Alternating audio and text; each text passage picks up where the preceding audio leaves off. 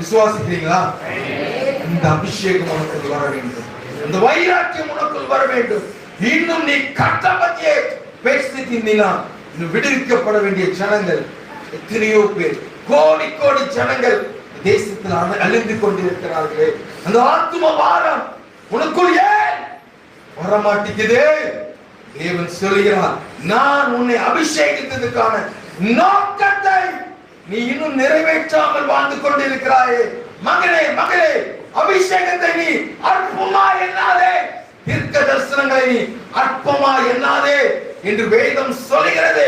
உன்மேல் இருக்கிற அபிஷேகத்தை இன்று நீ அனல் மூட்டுகிறவரா தேவன் சொல்லுகிறார். அநேகர் மேல கிருபைகளை அபிஷேகங்களை நான் பொழிந்து கொண்டிருக்கிறேன், வல்லமைகளை நான் கொடுத்து கொண்டிருக்கிறேன். 2024 ஆண்டு உன் சத்துருக்கள் வெட்கப்பட்டு போகக்கூடிய சூழ்நிலை